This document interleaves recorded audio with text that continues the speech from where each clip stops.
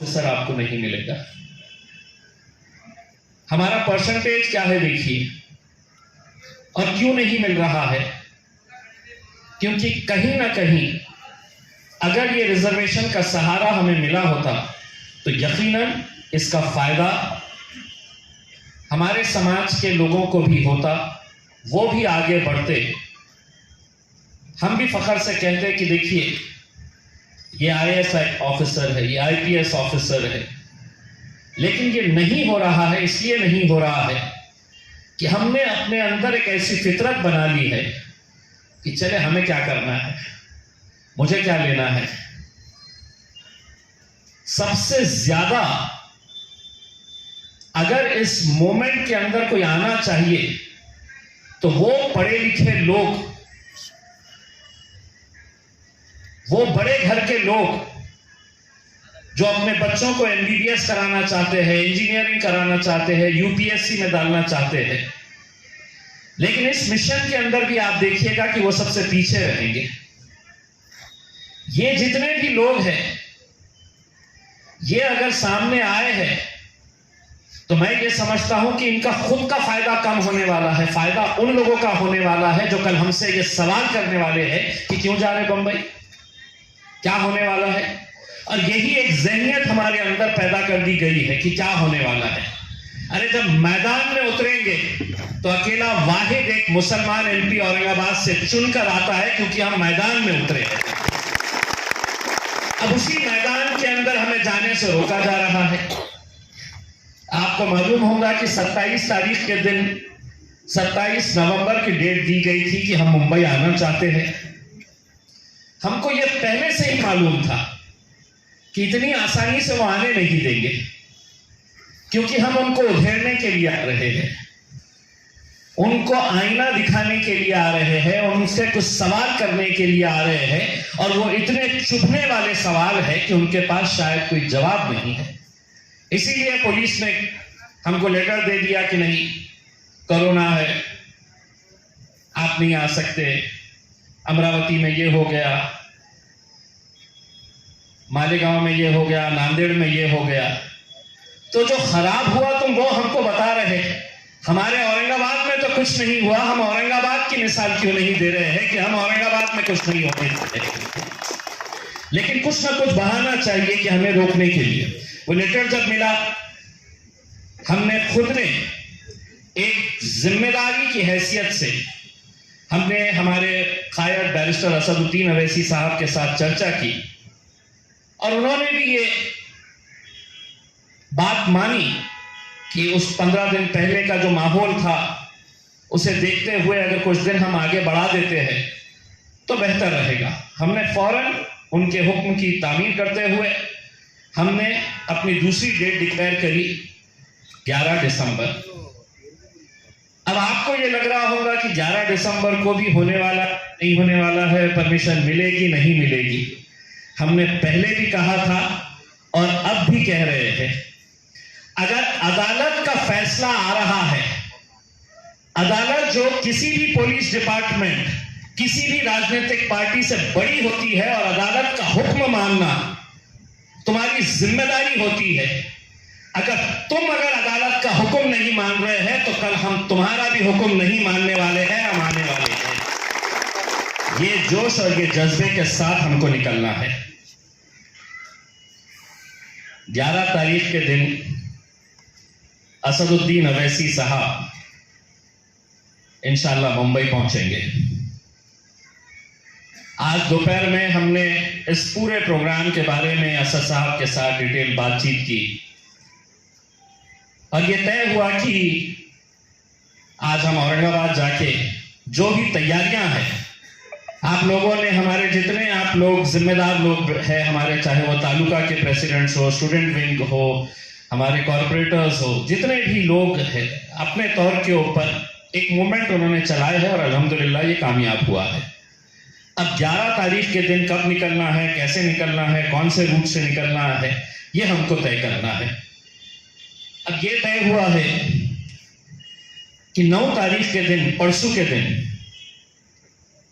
हम लोग जितनी गाड़ियां जाने वाली है उन सबको एक नंबर अलॉट करेंगे, क्योंकि सुनने के लिए तो मुझे भी बहुत अच्छा लगा। मैं 200 ला लूंगा, मैं 150 ला लूंगा, मैं 50 ला लूंगा, मैं सबका हिसाब रखने वाला हूं कौन कितने लाने वाला।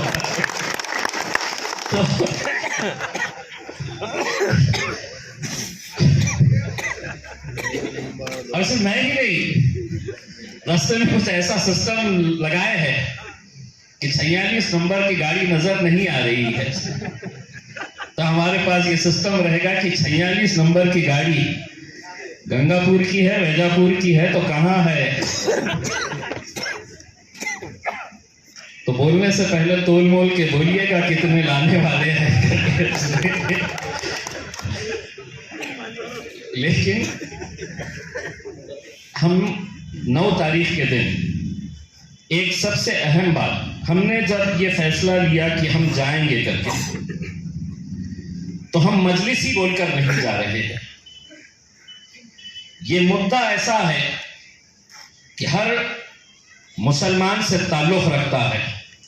वो मुसलमान चाहे कांग्रेस पार्टी में हो, राष्ट्रवादी में हो, समाजवादी पार्टी में हो, या अब तो शिवसेना में भी है, हर एक से ताल्लुक रखता है। तो हम सबको दावत देना चाहते हैं कि आप भी हमारे साथ आइए, चलिए एक मर्तबा एक कौम के काम के लिए निकले। ये भूल जाए कि हम किस पार्टी के अंदर है, किस संगठन के साथ जुड़े हैं। इलेक्शन आएगा, अपने गले में आपको जिसका मफलर डालना है, जिसका झंडा पकड़ना है, आप पकड़िए, लेकिन एक मर्तबा कौम के लिए बाहर निकलिए। हमने ये तय किया है कि हमारे किसी भी गाड़ी के ऊपर हमारी पार्टी का झंडा नहीं रहेगा। 75 साल हो गए मुल्क को आजाद हुए, पूरे देश में अमृत महोत्सव मनाया जा रहा है। हम भी उस दिन देश की आजादी का अमृत महोत्सव मनाने के लिए हर गाड़ी के ऊपर तिरंगा लहराते हुए मुंबई में दाखिल होंगे। 9 तारीख के दिन से आप लोगों को झंडे दे दिए जाएंगे। 9 तारीख से आपको अपने गाड़ियों के ऊपर झंडे लगा देना है। आपको झंडा भी दिया जाएगा, डंडा भी दिया जाएगा, और उसको बांधने के लिए रस्सी नहीं तार भी दिया जाएगा। कूपन नंबर, गाड़ी नंबर भी दिया जाएगा, सब दिया जाएगा, आप बेफिक्र रहिए, सब दिया जाएगा और सब पे नजर भी रखी जाएगी उससे। और आपको ये पता ही नहीं है कि औरंगाबाद की गाड़ियों को एक अलग नंबर दिया जाएगा, तो जालना की गाड़ियों को अलग नंबर और अलग रंग भी दिया जाएगा उसमें, ताकि हम गाड़ी का नंबर देखते ही, रंग देखते ही समझ जाए कि ये कहां की गाड़ी है करके। तो 9 तारीख से दिन जितने गाड़ियां जाने वाले हैं वो गाड़ियों को झंडे दे दिए जाएंगे। 9 तारीख 10 तारीख को शहर के अंदर जब गाड़ी घूमेगी तो हमको ये समझ में आ जाएगा कि ये गाड़ी हमारे साथ चलने वाली है। तो 9 तारीख के दिन से ये काम, अब कौन से रूट से हम जाना है। अब इतना बड़ा काफिला जब जाएगा गाड़ियों का, तो अगर मुंबई पहुंचने के लिए 8 घंटे लगते हैं, 9 घंटे लगते हैं, 10 घंटे लगते हैं, तो हमको कम से कम एक 4-5 घंटे और एक्स्ट्रा इसके अंदर काउंट करना है। क्योंकि इतनी सारी गाड़ियां जब जाएगी तो हमको अपना भी एक स्पीड के हिसाब से, हमको डिसिप्लिन के हिसाब से, शेख अहमद साहब ने बिल्कुल सही बात कही है कि हम इसमें ऐसी कोई हरकत ना करें कि जिसकी वजह से कल हमारे ऊपर उंगलियां उठे और जिसकी वजह से हमें शर्मिंदा होकर अपना सर नीचे झुकाना पड़े। एक अच्छे काम के लिए जा रहे, नेक काम के लिए जा रहे हैं। जो जो इंस्ट्रक्शंस आपको दी जा रही है वो इंस्ट्रक्शन के हिसाब से आपको एक लाइन के अंदर फॉलो करते हुए जाना है। हमने ये तय किया है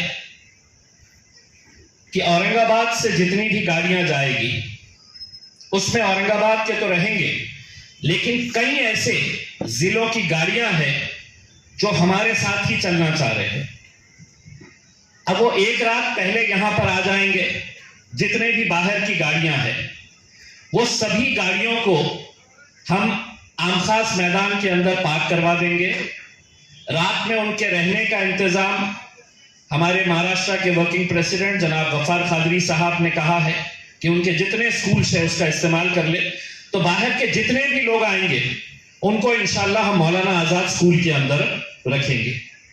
उनके रात के खाने का इंतज़ाम वहीं पे किया जाएगा, उनके सोने का इंतज़ाम वहीं पे किया जाएगा। दूसरे दिन सभी फजर की नमाज पढ़ेंगे और हम सब जितनी गाड़ियां हैं सब आम खास मैदान के अंदर एक सिस्टम के तहत उसको है तो पहले पार्क किया जाएगा और पार्किंग के हिसाब से फिर आपको गाड़ियां निकाल के हम वाया पुणे जाना चाह रहे हैं। यहां से क्योंकि नासिक धुलिया से जितनी गाड़ियां आ रही है वो गाड़ियां जो यवतमाल, अकोला, अमरावती की भी जो गाड़ियां आ रही है वो उन्हीं की तरफ से आ रही है। तो एक काफिला उनका वहां से निकलेगा और हम लोग वाया पूना से होते हुए जाएंगे। सुबह का नाश्ता आपको अपने घर से करके आना है।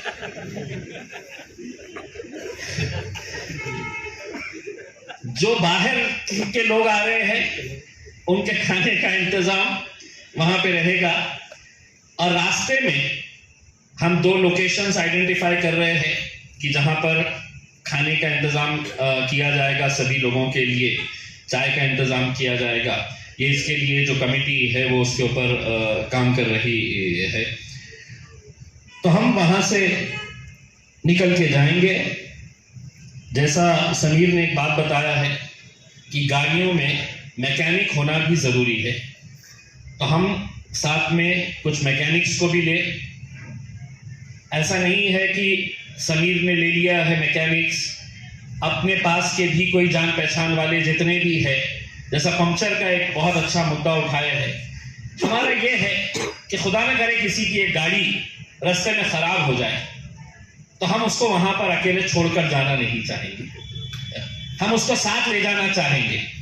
और साथ लेके जाने का मतलब ये है कि हम जो भी उसकी गाड़ी अगर पंक्चर हुई है, उसकी गाड़ी अगर खराब हुई है तो फौरन उसके ऊपर काम करके, ताकि उसको ये ना लगे कि मैं तो इतने उससे आया हूं, किसी ना किसी वजह से अगर रुक गया है तो फौरन उसकी गाड़ी के ऊपर जो भी अटेंड किया जा सकता है। लेकिन शेख अहमद साहब की बात से मैं सहमत हूं कि कोई गाड़ी एक दूसरे को ओवरटेक नहीं करेगी। हो सकता है कि आपकी बहुत बड़ी गाड़ी है और आपके आगे कोई मारुति चल रही है या कोई एक छोटी गाड़ी चल रही है, आपका ये नहीं होना चाहिए कि मैं इसको पीछे छोड़ के मैं आगे निकल जाता हूं करके। ये चीज का ख्याल रखा जाएगा। झंडे जितने भी है वो झंडे हर एक को सेम साइज के झंडे दिए जाएंगे। कुछ झंडे जो है वो बड़े साइज के बनाए जाएंगे ताकि कन्नड़ का तालुका अध्यक्ष कौन सी गाड़ी के अंदर बैठा है वो हम इस बात से अंदाजा लगाएंगे कि जिसके गाड़ी के ऊपर बड़ा झंडा लगा हुआ है वो उस इलाके का जिम्मेदार है। शारिक साहब के ऊपर, समीर साहब के ऊपर जो झंडे रहेंगे, हमको एक आइडिया रहेगी कि ये उस इलाके का जिम्मेदार है करके। हमारे साथ हम अपने तरफ से हमारी जो 3 एम्बुलेंसेस चलती है, इंशाल्लाह वो तीनों एम्बुलेंसेस हम साथ में लेकर जाएंगे। हम 9 तारीख के दिन हमारा फाइनल जो प्रोग्राम है कि मुंबई में हमको कहाँ पे मिलना है, कहाँ हमको जाना है, सभा कहाँ पे होने वाली है। अभी आपको एक बात ये बता देता हूं कि बहुत ताकत, बहुत कोशिशें हो रही है कि हम मुंबई तक नहीं आना। वो कोशिश उनकी तरफ से हो रही है जो नहीं चाहते कि हम आके उनसे कुछ सवाल करें। तो वो जितनी कोशिश कर रहे हैं कि हम नहीं आना, मैं उससे दुगनी कोशिश करने वाला हूं कि हम वहां पर आना और हर कीमत पे जाना है, हर कीमत के ऊपर जाना है। लेकिन आपकी यह जिम्मेदारी रहेगी कि जिस जिम्मेदारी के साथ हम आपको लेकर जा रहे हैं, कल मेरा और असद साहब का सर शर्म से झुकना नहीं चाहिए कि हमारी तरफ से कोई ऐसी गलती ना हो कि जिसकी वजह से हमारे ऊपर उंगलियां उठे। वहाँ जाने के बाद जो भी प्रोग्राम रहेगा, जैसा भी प्रोग्राम रहेगा, ये हम 9 तारीख के दिन या 10 तारीख के दिन बताएंगे। तय ये है कि मुंबई पहुंचना है।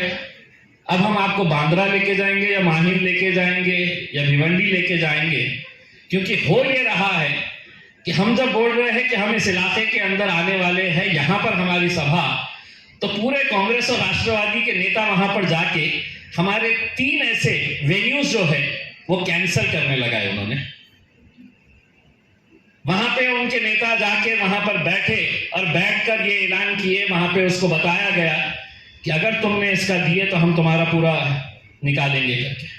तो वहां के जितने भी ओपन ग्राउंड्स है या हॉल्स है, सबको है तो ये डराया धमकाया जा रहा है कि तुमने इस प्रोग्राम के लिए जगह नहीं देना है करके। अब वो कितने होशियार है, उनको 11 तारीख को समझ में आएगा कि हम कहाँ जाने वाले हैं करके, और हम कितने होशियार हैं उनका उसका भी एहसास हो जाएगा। एक तो ये है कि रास्ते में हमें 2-4 टोल मिलेंगे। हम गवर्नमेंट को हम ये रिक्वेस्ट कर रहे हैं कि जिस गाड़ी के ऊपर तिरंगा रहेगा उसको टोल नहीं देना है। तो आप लोगों ने किसी के साथ बहस करने की जरूरत नहीं है उसके अंदर, नहीं तो फौरन 80 ना चढ़ जाएगा, अच्छा मेरे से ले रहा है टोल। तो वो सब हम करेंगे। टोल का भी ये इंतजाम किया जाएगा। बस ये है कि अगले 2-3 दिन आप लोगों को झंडे जब हम बोल रहे थे, वो झंडे इस वजह से बोल रहे हैं कि आपकी गाड़ी पे झंडा देखकर हो सकता है कि वो जो सवाल कर रहा है आपसे क्यों जा रहे हैं करके, उसका भी दिल में आ जाए कि चलो मैं भी चलता हूँ करके। तो एक माहौल बना लीजिएगा। आपको झंडे के साथ गाड़ी के पीछे एक पोस्टर लगाना है। वो पोस्टर भी हम बना रहे थे, जिसके ऊपर हम सिर्फ 2 मुद्दे लिख रहे हैं। एक तो ये है कि मुस्लिम रिजर्वेशन, और दूसरा ये है कि वक्फ का प्रोटेक्शन, वक्फ का तहफ़्फ़ुज़। ये हमारे 2 मुद्दे हैं। बाकी और भी जो मुद्दे जो गवर्नमेंट को देने का है वो इतने यहाँ पे लिख नहीं सकते हैं। और उसके ऊपर हम किसी की कोई तस्वीर नहीं लगा रहे हैं, हम एक पोस्टर बना रहे हैं और उसके बाजू जो स्टिकर रहेगा वो आपकी गाड़ी का नंबर का स्टिकर रहेगा। तो ये हमारी तरफ से तैयारियां हैं।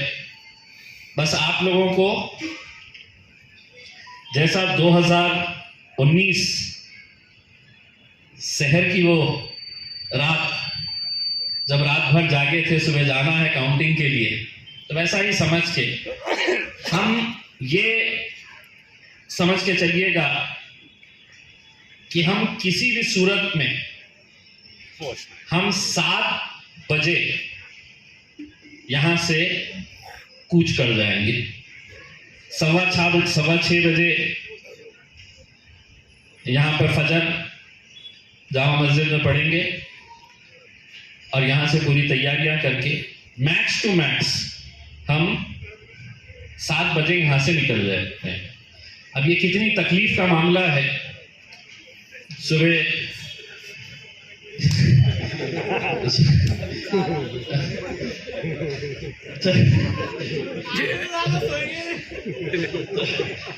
गाड़ी में सो जाना भाई, लेकिन चलना। तो ये है कोशिश ये रहेगी कि एक तो अगर बड़े गाड़ियों की अगर ज़रूरत रहती है, अगर कोई बच्चे रह जाते हैं जिनकी ख्वाहिश है कि मुझे आना है लेकिन उनके लिए गाड़ी नहीं है, तो एक 2-4 गाड़ियों का वैसा भी इंतज़ाम किया जाए जिसके अंदर बड़ी गाड़ियों को भी रख के जो बच्चे गाड़ी के अंदर एडजस्ट नहीं होते हैं वो इंशाल्लाह उनको दूसरी बड़ी गाड़ियों के अंदर भी एडजस्ट करने के लिए इंशाल्लाह कोशिश करेंगे। बस मेरा आप लोगों से इतना ही इल्तिजा है कि हो सकता है कि अलग अलग तरह के बयान आए किसी से कि हम ये करेंगे, हम वो करेंगे, तो आप ये समझ लेना कि हम मुंबई जाने वाले हैं। बस आप लोगों से यही उम्मीद है कि इंशाल्लाह इस मुहिम को कामयाब बनाइएगा, क्योंकि अब रिजर्वेशन का जो मामला है, वक्फ बोर्ड का जो मामला है, हमारे वक्फ की ज़मीनों के तहफ़्फ़ुज़ का जो मामला है, उसे देखते हुए अगर इसकी लड़ाई अगर नहीं लड़ेंगे तो शायद आगे कौन लड़ेगा मुझे पता नहीं, लेकिन अल्हम्दुलिल्लाह आज अल्लाह ने ये मौका दिया है कि चलिए, लोग कहेंगे कि साहब ये मजलिस का प्रोग्राम है, अब मजलिस करेगी क्या कि मजलिस पूरे महाराष्ट्र में अगर एक ही मुसलमान एमपी चुनकर आया है तो आपको हमारे साथ ही चलना है। अगर आपके चुन के आए होते तो हम कार्यकर्ता बन के आपके पीछे आए होते उसमें, लेकिन अब ये सबको साथ में लेकर चलना है। मैं अपनी बात यहीं ख़त्म करता हूँ और मुख्तसर से आप सभी लोगों से, ख़ास तौर से हमारे जो सीनियर मेंबर्स हैं, कॉरपोरेटर्स हैं, या आप में से जो भी इसको और बेहतर बनाने के लिए, अच्छा करने के लिए जो भी अपनी राय मशवरा देना चाहता है वो दे दीजिएगा। बहुत बहुत शुक्रिया। वाफिल।